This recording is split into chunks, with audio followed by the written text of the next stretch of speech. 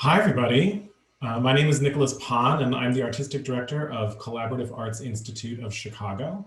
And welcome to our fifth episode of Heard Over the Piano, which is featuring one of our superstar guests for this weekend, Janai Brugger. So Janai, if you want to join us. Hi, Hi there, how are you? I'm good. How are you? I'm doing okay. I hear you were telling me earlier it's cold out there in Chicago. It's a little chilly today. Yesterday was gorgeous, and today it's like 40, 50s. It's cold. Oh no. Well, it's Yeah. actually, we're having a weird heat wave out here. So Oh, I have to say I'm a little envious of you. Um, I just want to say to anybody who's watching today, if you've got questions for either of us, I'm trying to keep an eye on the chat on Facebook. So please feel free to type questions in there. And also, I know we had some sound issues last week, and I apologize for that. If you hear anything, please type it in the comments, and we'll do our best to address it. This is the magic of doing these things live, as it were. Um, so I know you've been with us before. You sang, what was it, last year's Leader Lounge, a recital with Martin yes, I Katz did. I did. up at It was DePaul. fun. Yeah. But, we weren't able to have a reception at that one like we normally do. So this is kind of a chance for everybody to get to know you. So, Okay. you know, tell us a bit about yourself. I know you're from Chicago, right? I am. Yes. Yes. I grew up in the suburbs, Darien. It's a small town just outside of Chicago, like 40 minutes. So that's where I grew up. My mom still lives there, but went to school at DePaul University for my undergrad, and still live here in the city now. So you returned home, as it were. I returned home. I've been kind of everywhere, but yeah, I wound up so far settling back home in Chicago, especially after having my son, just to be near family, which is nice. Wonderful. Yeah. So after DePaul, I feel like we have a little mutual connection there because you went to Michigan afterwards. Is that right? I did. I took a 2-year break um, after graduating, and then I did wind up going to University of Michigan in Ann Arbor to get my master's. And there I had the privilege and honor of studying with the Shirley Baratz. It was her last 2 years that she was there. So I feel very fortunate that I got to work with her. She was amazing. I remember when I was an undergrad there, she started teaching around that time. And I used to be so starstruck by her in the halls as Oh a teenager. It was my God, just that's such amazing a to be in. presence. Yeah, Yeah, exactly. It was just such a presence. And I exactly. mean, you know, I don't think anybody came to school dressing as beautifully as she did. I mean, No, she was it was very incredible. coiffed, wasn't she? Yes. Yeah, And she was so nice. so I assume that's where you met Martin. Is that Yes, yes, that's where I met Martin Katz. I took one of his classes. It was English art song, I believe. And you would think, I just the knowledge that he has is just incredible. But like to learn so much just like in English of English art songs, and how much there is out there. That was, I mean, such a great class and interesting um, repertoire to learn and look up and research. So, but yeah, that's how I got to know him. wonderful? It's funny in those classes I think I took German and I think I took French art song with him. And those classes really blew my mind. I remember being just kind of understanding the relationship of Yes, text and music. And yes. I, I personally came to singing. It's funny. I was having a conversation with one of our colleagues a couple weeks ago, and he was saying, I there are singers who are word singers and there are singers who Mm, are melody singers. And he was like, sure. which one are you? And for me, I originally came to singing through playing the violin, and then I just discovered that I Mm, could sing, and so I was a melody yeah. person at first. And I have to say, I really feel that Martin was the person to turn me on to the power of words and make me a words Woo. person. God, yeah, it's incredible. Absolutely. I think I probably would go along with you. Well, at least when I started, it was all about melody for me. And then once I started listening to the words more, in school, and you learn how to do your research and study. Yeah, it's amazing. Did you like being in Ann Arbor? I mean, it must have been a change from Oh, Chicago. I loved Ann Arbor. Ann Arbor. I think it's such a beautiful town, especially where the campus is. It's huge. If you've never been there, it's a huge campus, but it's such a charming town and area. I absolutely love it over there. Yeah. Yeah. I mean, I'm totally biased because I'm from there, so. Well. But I'm glad to hear you say that you liked it. Yes, I did. Still do. And so after Michigan, you finished your studies with Miss Verrett and Martin, and you. I did, and then everything just started happening. I remember applying for summer internships and jobs, and I wound up getting into the Marilla summer program in 2010. And so I did that for the summer. It was fantastic, fabulous learning experience. And then right after that, I had gotten into the Domingo Thornton Young Artist Program in Los Angeles. And so I went straight from there to LA for my 2-year residency and just wound up staying in LA for at least 5-6 years. Wow. Even after I had finished the program. So, but yeah, gosh, I love LA too. I do. But you can't beat the weather. The weather over there is so gorgeous. Well, in Southern California, it's like perfect all the time. It's So, what did you do here when you were at Marilla? Did you sing a role or? No, so I was more in the chorus. I think the opera we did was Elixir. Well, yeah. I remember Nadine Sierra was Adina. I mean, stunning, stunning.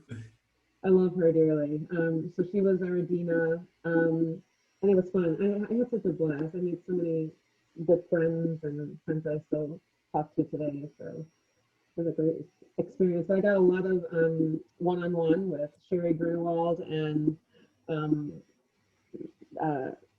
Cesar, the awesome voice teacher. He was there as well, and just learning, just working on some roles and role preparation. So it's a great experience.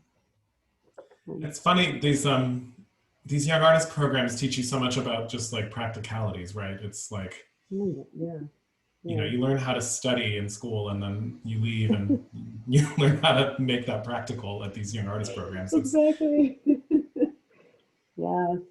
And so so then you were in LA at the LA Opera for 2 seasons. Is that what you said? Yeah, I was there from 2010 to 12. Okay. Yeah. And did you get stage time there, or were you just having a place to park and like? No. No, that's one of the things I love about LA Opera is that they use their young artists. They put you on stage. So my debut there, I believe, I was Barbarina in Little City Figaro. Oh wow. Yeah, and that was nerve-wracking and terrifying, but so exciting to make my debut on the stage in that opera. It was the Ian Judge production, which is grandiose and gorgeous costumes. The set was stunning. So it was really mind-blowing to do that. But I covered Patricia Rissette, I remember, in Turn of the Screw as the governess. That was a learning experience as well, just to be in the rehearsal room with her and see how she works. I mean, I learned so much just watching her. All of the artists that came in, it was great that we got to sit in those rehearsals and watch how they use the time and communicate with directors and conductors. It was really interesting. So, but I sang Juliet. I covered it and got to sing, I think, the final dress rehearsal. So it was fabulous to do that. I was the page in Rigoletto. It was my first time doing a parent's role, if you will. So that was cool. And then Musetta, I got to sing there twice in the same production. So it was as a young artist, and then after graduating. As a grown up. As a grown up. That's amazing. Yeah, thank you.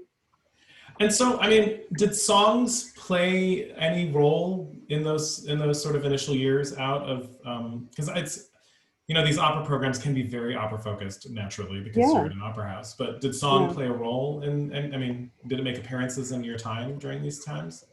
To be honest, I started art songs when I was taking my voice lessons my first year as an undergrad at DePaul University with my teacher, Elsa Charleston. she was very big on helping me learn my technique through art songs before I got to sing any arias. So it was like a good year, I want to say, maybe year and a half, maybe my sophomore year before I started working on arias. But she really wanted to work with me on art songs. So I had this great appreciation and love for art songs. And yes, the young artist programs, I did get to work on some art songs. It was more arias and stuff, but definitely got to work on art songs, Darflema, it was really neat. Gosh, what else? Leader, learning more about that. So yeah, an array of different kinds of music, but I definitely started first with art songs. Great. And so, you leave this program and you start becoming the famous superstar that you are. And it's true. And I mean, has it been a priority, or have you just sort of like been lucky to kind of keep songs and concerts a part of your life? I mean, what I love about observing your career from afar is that it seems really balanced. And like most people. Glad you think that. Well, I mean, Thank you. I do. Thank you. But I mean, most people say they want that, but then it's, having it, wanting it and having it are two different things. And so. Absolutely. Well, I mean, it was very important for me because I tell this story a lot, and I'm sure people that have seen me do interviews have heard this 100 times, but, I got pregnant after leaving the Young Artist program. So I found out when I was doing the Operalia competition that I was expecting. It was during the finals too, and I was in Beijing, China, so that was fun. Go out on stage and realize that I'm pregnant. So I was like, all right, here we go. I better win this right now because I need this money. I was in such just like a daze. I was so like shocked, excited, scared, like all those emotions, and like I just want to get out there and sing.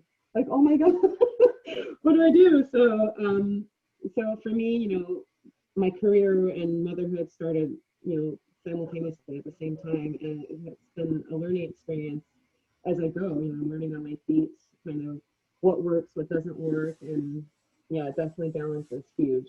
So that I can make sure that I'm here for my son, and that I can also still be dedicated and good at my job as an opera singer. So right, and so of course.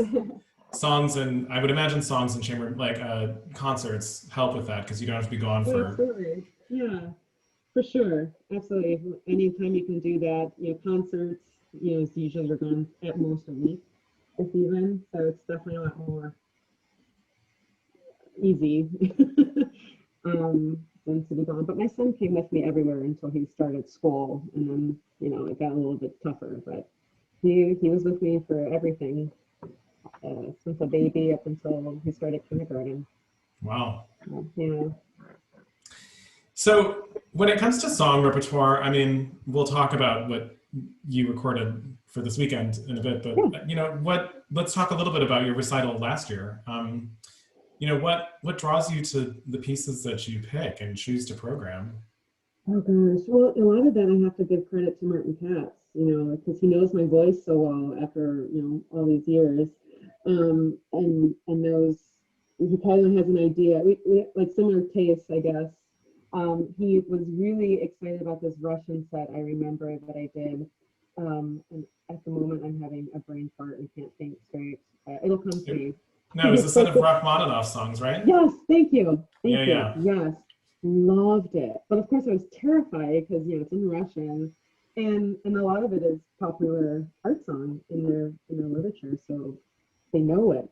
But I had done Tatiana when I was doing my master's there in Michigan, and so I had an idea already of how to approach it and learn it.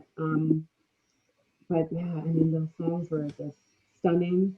It's charming pieces, but beautifully written for piano and for the voice. I did a set of French songs. I love singing in French, obviously. It suits you. Thank you. I love Debussy. I love Ravel, Poulenc, all of it. I just absolutely love it. So I'm drawn by listening at first, and then I also am looking at the poetry to see what it's about. Does it read to me? Is it something that I feel that I can interpret well for the audience? So yeah, I think a lot goes into it. But those songs, a lot of it was Martin just knew my voice, and he's like, "What do you think of this? What do you think of that?" I'm like, "Gosh, I never heard of these." And take a look at it, listen to it. I'm like, "Oh yeah." Didn't you? You also did the Richard Strauss Ophelia songs, right? I did. Yeah, I I remember that. You were. love that. I love those pieces. Yeah. They are so bizarrely beautiful. You were great in Right. them. Thank you. Bizarrely beautiful is exactly how I would describe it. It's just obviously, like Shakespeare, Ophelia's story. It's a little cuckoo. And then the music that he set to, that Strauss set to is just, I think, perfect. It's so cool. Really gives the singer a chance to step out of their comfort zone and act, you know, Yeah. which I love that part. So, yeah. So speaking of music and drama, you are like a Hollywood star now, right? No, I am not. But that's so sweet of you. That's so sweet of you to say, but no, I am not. So for anybody who doesn't know or hasn't seen it, you were featured in the most recent episode of Lovecraft Country, which is a show on HBO right now. And Yeah. I mean, you want to tell us about it? Oh God. I still am just trying to take it all in. I've been so humbled by the response that it got. People have reached out to me personally, privately, messaging me to tell me how much they loved it, and I was just really touched that it reached people like that. That was the first time I actually saw it as well, like that episode. I've been watching the series since it premiered, but I didn't know what that episode was going to be like. I knew it was going to be the ninth one. I kind of had some context that it was going to have something to do with the Tulsa massacre, and that one of the characters, Letty, would be walking through fire. And that's pretty much all I got in terms of like what was happening in that episode. But I didn't get to see it. So I'm sitting there Sunday watching like everybody else, and I start hearing the theme peek in at the beginning. I'm like, oh, I think it's coming. Oh no, not yet. Oh, no, not yet.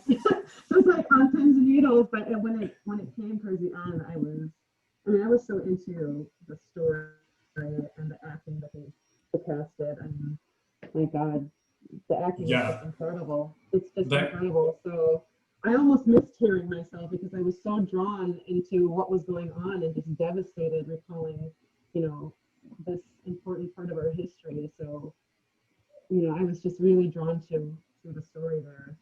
But yeah, no, I'm still just in shock that it got the kind of attention that it did. I'm very grateful and humbled, like I said, by it.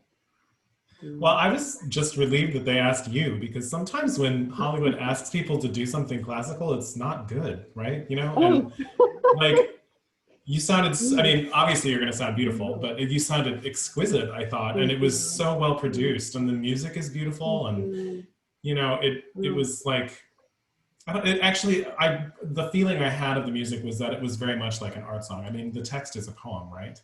Or it's like yes, the it's a poem that was poem. read earlier. Yeah, so And if you watched it, it's from Sonia Sanchez, who wrote the poem Catch the Fire. And you hear her in one of the scenes before even the music happens of her reciting it. And it's just, oh, the scene that's happening and it's just devastating. So you're already just like in this, oh, yeah, and then well, and and then the song happens. it was so cool to me to see song kind of put into the cinematic context and Yeah. like being used dramatically, but also just, I mean, it had all the integrity of being like really great art song or an aria even. Yeah. Um, Yeah, Laura Cartman, the composer, was really adamant on making it like a requiem, when she had pitched it. So, and I think she accomplished that. I mean, she's such a talented composer and artist, and yeah, I mean, it was really moving the music that she wrote. so we were talking before we started. Now she's apparently also a fellow Michigan grad because Yes, I believe so. Yeah. it's a small world. Someone I think just liked that on Facebook. Oh yeah. So yeah, exactly. How did you get connected with Laura Cartman? So I met Laura when I was a young artist in LA, and I believe I had done a concert or something with the other young artists at the Colburn School of Music. And she was there, and she came backstage to greet us and gave me her contact information because she was working on the Ask Your Mama album that she put out. It's set on 12 Poems by Langston Hughes. And so she had wanted me to come in and record one of the parts there because she just liked my voice, and she was kind of just grew a relationship that way. And so I've sung a couple of things that she's written because I love her music, and I love working with her. She's just such a great person. And so, yeah, she's just we've kept in touch. Anytime I'm there, I try to contact her or check in with her when I can. So, yeah. That's amazing. She's an amazing composer. I mean, I really like her work. Fabulous. Didn't Ask Your Mama win a Grammy or something? Yeah, it did. Yeah, it did. Congrats. Oh, no, I can't. No, not me. Not me. There's so many amazing artists that work on that album. It's really cool to see. But yeah, that's all her. It's amazing. Mm-hmm. So, I mean, I was reading in the LA Times in your interview that you recorded this sort of during the pandemic. So, did you set up a home studio or something? Yeah, earlier when everything started shutting down, my husband is a recording artist already. So he's been recording, he's a violinist, so he does a lot of string recording for people all over. So we had the microphone and the software, but we didn't have a studio per se. So when everything started shutting down and he couldn't go to a studio, he bought moving blankets, a bunch of moving blankets, and just kind of packed it in some rods from Home Depot and just set it up and hung these moving blankets around us. And so it's a very small, it's a small space in our basement near an alleyway. And I'm like, oh my God, how is this going to work? Because your cars go by, honking, door slamming. So it was interesting trying to record in that space, but I had never done anything like that. And he sat and produced the vocals while I was singing, and yeah, it was a neat experience. The orchestra did too. They're all recorded from home. It was amazing. It's crazy how we're keeping the music going during these times. I mean, yeah. I had to, I was trying to film, speaking of outside noise, I was trying to film a recording of An die Musik, the Schubert song here in actually this room one day. And I mean, this house is it's a 100-year-old house. And so the windows are, my landlord didn't put in new windows. And so I was about to float the end of the song, and I was feeling really good about this particular take. And the next thing I know, there's a man in a purple leotard. I mean, this is so San Francisco. But he set up his home gym outside on the sidewalk and started blasting Cardi B as loud. Oh man! You could possibly imagine. And I was like, "You've got to be kidding me!" That's hilarious. Yeah, there's a couple of takes. I was like, "Oh man, there's a horn blaring in the background." So I think I sang it 100 times just to make sure we had enough takes. Have some good ones to send her. But, I will say you sound fresh as a daisy and clear as a bell, and it sounded really beautiful. And if anybody watching has not seen this yet, you have to, first of all, watch the show. The show is amazing. But second of all, make sure you see episode 9 because you sound beautiful. Thank you so much. I appreciate that. Thank you. Speaking of sounding beautiful on recording, you sounded so gorgeous last week. Was it 2 weeks ago. 10 days ago. 2 weeks already. Yeah, 2 weeks. Yeah. Time flies when you're having fun. It sure does, right? You sounded so beautiful in our recording sessions for next week. Fun. And I'm so grateful that you learned these pieces. I mean, every time we do this festival, I always, I'm asking these people who I love their singing and my friends, will you learn these pieces? But I know that they're esoteric and not most of the time no one's heard of them. So I just really appreciate that. I love that you pushed these. I thought they were so just beautiful, amazing. The Nadia Boulanger pieces and Germaine Taffet, I had never heard of her. So when I was researching her and I was like, wow, Isn't wow, it? It's so crazy. I had not heard of some of the people on this program. I mean, well, I've heard yeah, of everybody on our program, but the program last week, the Baroque program in particular, there were names there I just discovered doing my research, and I thought, why have I never heard of this person? And then, right. I would look at their music and I would be like, wow, Hmm. this is beautiful music. Why are we doing this? And so, I mean, I know a lot of people are having a lot of that experience well, will have that experience with, tomorrow's program too, because there are some less familiar names on there. I just have been steeped Mm-hmm. in researching those ladies because we made that Boulanger Sisters album last year. They're so So, beautiful. Oh my God. so, and I was so grateful you took on some of Nadia's songs. Yeah, those were So beautiful. I love those. you sang two of them. You sang I did. Cantique and you sang La Hmm. Mer. And I did. did you have feeling? I mean, what was it like learning them, and how do you feel about them? Well, it's beautiful because it's so melodious and rich, and the text is deep and moving. La Mer is a lot of metaphors with the sea and with the calm, but yet the roughness that it can have. It equates to life's challenges and whatnot. And then Fontaine just seemed like a prayer. It was just it's so intimate, and the music is just so subtle. But I love that she starts it with just like four simple chords.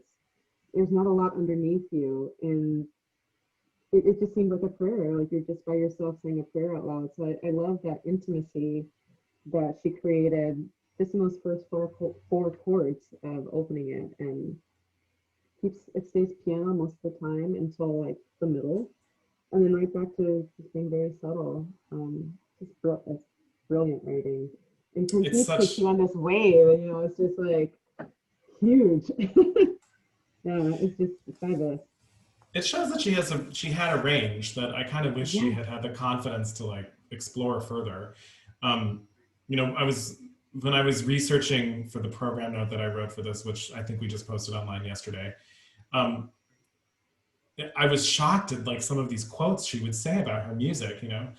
Uh, she obviously had supporters. Like Mm-hmm. Mm-hmm.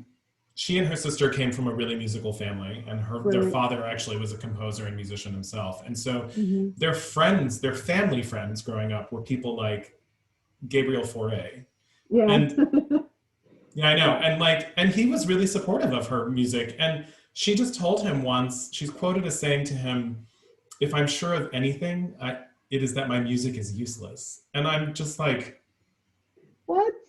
how can you say I read that and I was like, No. girl, you got to work on your self-talk. Like, Yes, you need a absolutely. self-help guru, It's like, Oh my gosh, she's been such a, I think, role model for many, not only singers, like pianists, voice teachers, anybody.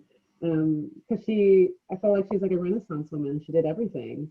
she did Um, everything. And she Teacher, conducted. composer, conducting, Yeah, yeah. And a woman, I'm like, I know. I yes, know. you know, yeah, no, And she, if you think about, I mean, she taught every person we consider one of the great masters, or most of the great masters that we consider of the 20th absolutely, century. yeah, she did, Copland, Virgil Thompson, Bernstein studied right? with her for a little bit. Blitzstein studied with her for a little bit. Philip Glass Incredible. studied with her. Did you know that Quincy Jones studied with her? No, are Yeah. you Isn't that serious? crazy? Yes. Yes. I did not know that. Yeah. Like That's literally everybody amazing. studied with her. Yeah. I mean, that's well. And I Miss was, Boulanger, you know that you're not useless. Your music is absolutely amazing. Amazing. she, I was so grateful you took on Cantique because it's such a beautiful song and I love singing it, but like it makes me so nervous because there's like the simplicity that you describe about it is to me Hmm. always feels so naked, and you just like Yes. got in there and you got it done in one take, and I was like, this is Well, I'm why glad to she's hear doing you this. say that. I was nervous too. It reminds me like Mozart, like singing Pamina. I'm like, is there anybody else want to be in this with me? Or, no? Okay, cool. This song No, feels you so. sounded. I can't wait for everybody to hear it tomorrow. It was really beautiful. And Oh, La thank Mer is you. also really difficult. Like she really, Yes, it gets a little, it's rangy, and very ranging. it requires that same clean control that Mm. all of French music really requires, but particularly hers. And yet, like you gotta sing. The piano is not like Ooh, dainty no, in the background. It's like an ocean back no. there, and And so you have to.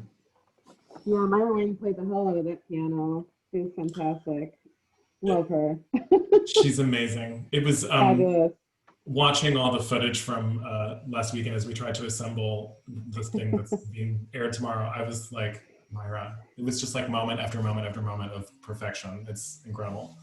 So beautiful. It's like it's just hard to not do well because she sets you up for it, you know. Just the moment she sits at that piano, you just feel like this calm and you just know it's going to be okay because she is just so confident and so musical and so genuine in what she plays and how she plays that you just feed off of that energy, I feel. Um, so yeah, I mean, Cantique definitely, no, sorry, La Mer was rangy, you know, it was starts low and simple and then you get to that turbulent part and like, oh, get into a high A. Yeah. All right. High A's are usually not hard, but that approach is like, Yeah. Well, no, and it's like on an uval, which for at least for yeah. men, that's like not fun. Like it requires like It's so much like, compression to make that happen. can we go And to an awe or is yeah, that okay? No, it's one of those moments where when I'm singing that song, I'm like, this is just, it's not going to feel good. You just have to try to make it sound as beautiful as you can. that's all you can do. Well, I mean, you make it sound effortless. It was fantastic. God, thanks. So you said the Typhair, you didn't know who Typhair was and that her music was new to No, you. So it was, yeah, it was what was it like learning that music? And I mean, terrifying. it It's very wordy. It's very is. hard music. It is not easy poetry and it's not easy music. I mean, it challenges you in both directions. The poems are complex and deep and hard in terms of like the material that it's bringing to the surface. Yet she has this very interesting way of accompanying it with some sarcasm. You know, you listen to it, you think, oh, this is going to be nice, but then you read the words like, oh, oh no, that's talking about being abused or cheating and like all sorts of stuff that she just had this brilliant way of putting in the music with sarcasm undertones Yeah. in it, I felt. But I loved her music, once I sat and listened to it and started working on it, I was like, wow, it was really deep. Um, I think she's amazing, incredible. Well, for me as a listener, I really like the songs, and but I don't feel like they always get the greatest artistic advocacy, just because it tends to be like students or sort of less people maybe with less experience kind of encountering them because they Mm, encounter them in their research or in an academic setting hmm more so than in like a professional recital setting. And hmm I mean, no disrespect to anybody, but it was so nice to hear like you know a full operatic voice, like trained Oh, and gorgeous, sing that music. And also, I mean, your musical sensitivity that you bring to it, I thought was it was great. And she has this sort of thank you. aesthetic that is it kind of harkens back to like Baroqueish and earlier times. Like it's Hmm sort of Yeah, informed by that. There's something very neoclassical about yeah, her yeah. music to me, to my ear, and I felt like just watching you perform. I think I just hit my mic. Sorry, everybody. Um, Watching you perform them, I felt like you were so sensitive to that, and you brought such like everything was so Thank you. clean, but at the same time like filled with Oh, beautiful, rich tone. And well, thank you. That was challenging. I think it's the most challenging French that I've ever done. And I think what also made it kind of just weird is that the way some of the stresses, like in French, just landed on the wrong part of the syllable. I'm like, wait, right, like she's putting like the stress on the wrong part of the word in the music, and so you're like naturally trying to So it's like having to go back into my French studying and like, okay, wait. Just speak the word first. This is where the stress is on this syllable, not where it's written here in the music. So I put the music. So that was tricky. Yeah, I hope I didn't make any mistakes with that. And I you apologize were in advance if I did to all you French speakers. I apologize. I hope I you were didn't. But you were great. it's tricky. Thank you. No, I mean It's tricky. they're really wordy songs. Very wordy. It's one of those. It's funny. I feel like it's often too tempting to kind of try and tie composers' music to their biographies sometimes, and sometimes we Mm, read too much into it. But in the case of this, like, I think it really applies. I mean, part of the thing that's so shocking to me is at least just, and this is just me being a naive man, I guess, but the idea that someone would be that snarky and in their mm. feminine and be so overtly feminist in their choice of poetry, if that makes any sense. Love it. And I love it Yeah. too, but it's Yeah. also sort of, I have this expectation, at least in my mind sometimes. It's like black and white movies, for instance. Like, oh, Mm. everything was so simple and you know, hunky dory, and like everything was tied up in a bow so nicely in these old movies, and nobody swore, and it was just a very generic. But actually, like you look at these black and white movies, and some like The Women, for instance, Mm. it's full of the same issues we grapple with today, and I Yeah. always marvel that like the same issues keep coming back in our art. Yeah. And I don't know, maybe it's Yeah. just because as classical musicians, we don't deal a lot with women composers of yesteryear. Sure. And so to see, sort Yeah. of people addressing feminism so directly, uh, Yeah. Yeah. 60, It's a lot 70 of years ago, 90 years exactly. ago in the case of those songs. Yeah. Um, Gosh, that's crazy. It was almost 100 years ago. So she Mhm. wrote the reason I'm just saying this about the biography thing is because, and we were talking about this before we started the podcast, or whatever this Yeah. is, that she had met this American caricaturist, which I love that that's even a profession, someone who draws caricatures, named Ralph Barton, and she married him, and she was married to him for about 2.5 years, and the marriage was It's really very abusive. turbulent. Yeah. Yeah. And it kind of Very. culminated in this horrible incident where she was pregnant and he wanted her not to have the baby. And so he Mm. tried to shoot her in the stomach and was Mm. chasing her around their country house in France with a gun. Oh, And wow. apparently he never shot her, but he Mm-mm. missed. Like he never hit her, thank God. But the stress caused her to miscarry, and she filed for divorce right after that. And that's when she wrote these songs. I mean, she wrote these songs 2 months later. Oh, So wow. at least for me, like looking at them and kind of trying to assess whether we wanted to include them in this program, when I read that, I was like, oh, we definitely want to include these in this Oh program. my God. She's making Yeah. a lot of comments about marriage and the state of women, and Mm. but at the same Yeah. time, even all that's in there, like some of them are really beautiful. Yes, absolutely. Yeah. I don't know if it's the third piece. No, it's the second one. Suvantanea. Mm-hmm. Um, Beautiful. You know, the first song starts out really chatty Cathy, and then the second one you get more of the melody and the line, more legato, and then the third one is another very chatty, fast piece.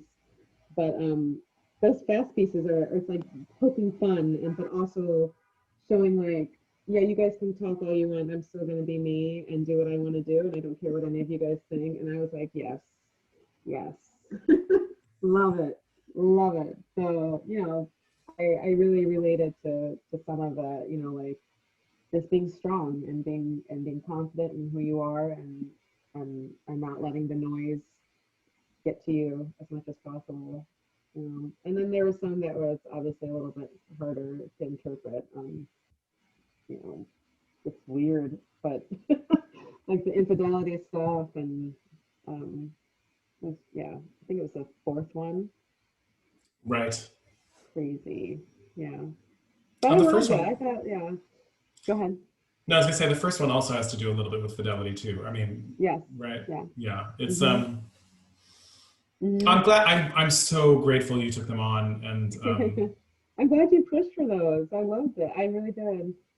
I hope you take them elsewhere. I mean, I think they're kind of a cool set of songs, and they suit you really well. I mean, Thank you. I love the oh, last piece. I remember laughing with Myra about it. I'm going to give you three presents, and it's goodbye, farewell, ciao, I know. good night, It's like it's such a beautiful way to be like, peace, yeah, bye, just bye, bye. Felicia. I was dying. It's like, yes, this is fantastic.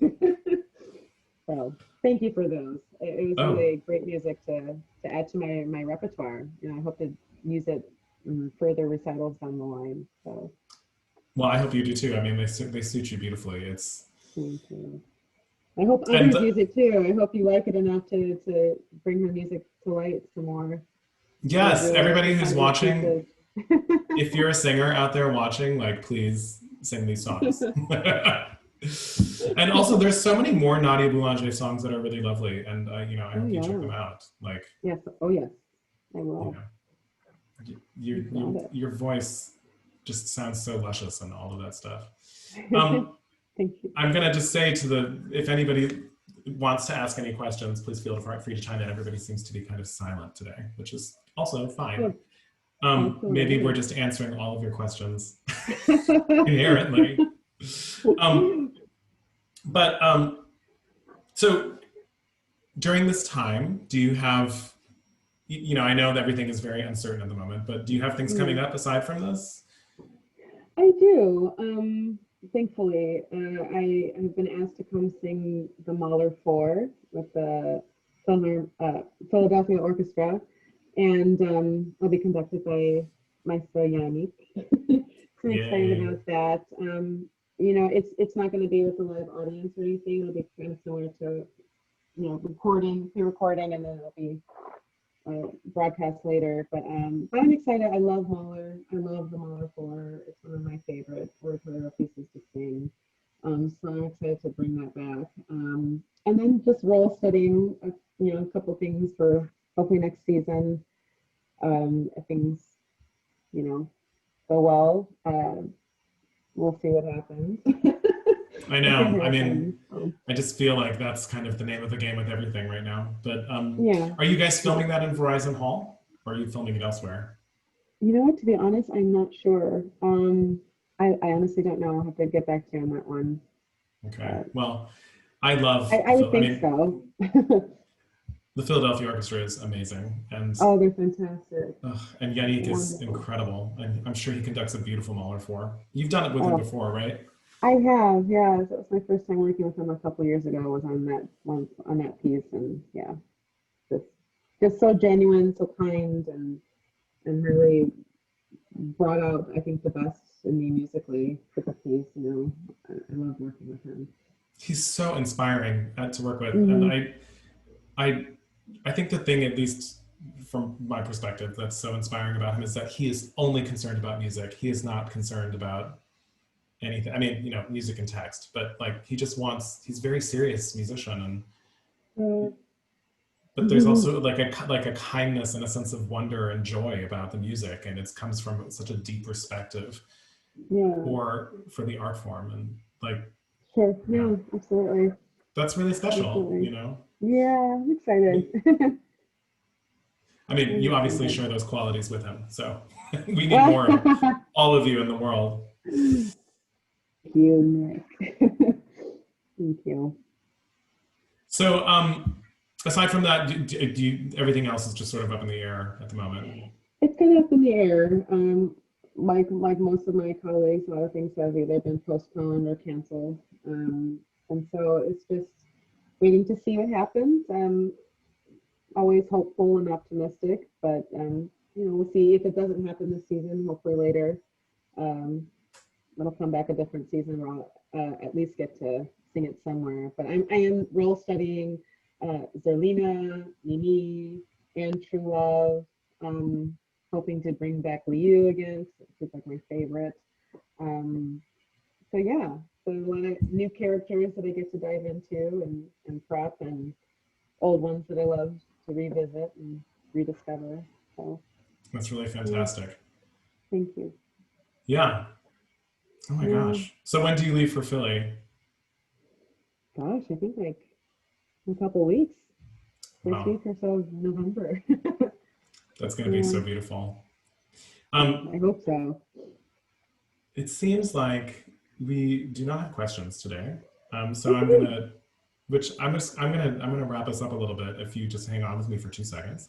No problem. Um, so tomorrow's concert, everybody, we fast forward from the Baroque and we start looking at 19th and early 20th century Paris, where there were a slew of women, a bunch of women who were blazing trails and writing music and really pushing to have their music performed in public places as opposed to just the salon. And there were a lot of history-making women composers in this period. And so also featured on this program, aside from Janai's beautiful performances of Taillefer and Nadia Boulanger, we also have performances of songs by Cécile Chaminade, who was the first woman to be awarded the Légion d'honneur, which is a very prestigious award. She's technically knighted, basically, by the French government. She was the first woman composer to receive that honor in 1913, and also featured is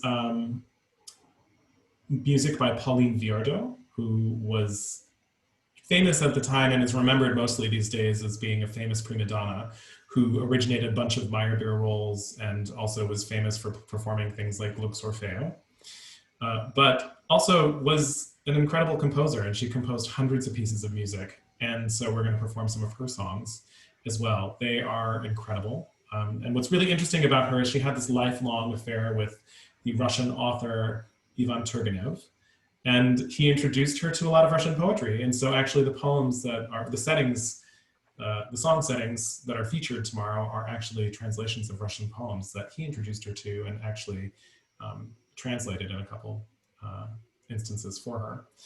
And then the rest of the program is a performance of a song cycle by Nadia's younger sister, Lily Boulanger, who died tragically at the age of 24, but still managed to make some serious history because she was the first woman to win the grand prize at the Prix de Rome, which was this really important competition that was sponsored by the state.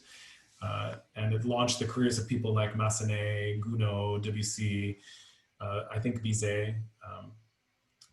So it was an important thing, and she won it in 1913. And unfortunately, she died of poor health 5 years later. She struggled with colitis her entire life.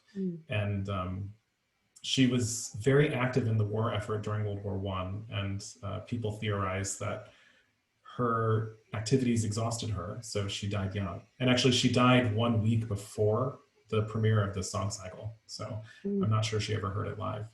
But it's a huge piece of music. It's 13 songs, and Myra sounds amazing on it, and I slog my way through, so hopefully you'll enjoy it. But please tune in. The premiere broadcast of all of that is tomorrow evening at 7 p.m. Central. You can see it here on Facebook Live, or you can see it at our website on the broadcast page or at our YouTube channel. So it'll be premiere broadcasting in all three of those places at 7 tomorrow. And it will be available for on-demand streaming free of charge through Sunday evening.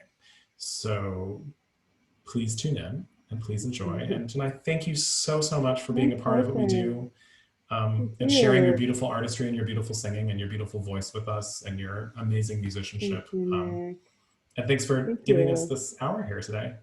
My pleasure. Thank you to all who tuned in, and I think you might be for muted. having me. Uh-oh. I had no idea. Anyway, so this is the perfect time to have technical difficulties. So we will all see you later, and thank you so much for tuning in tonight, and have a wonderful evening, Facebook. We will talk to you very soon. Bye. Bye.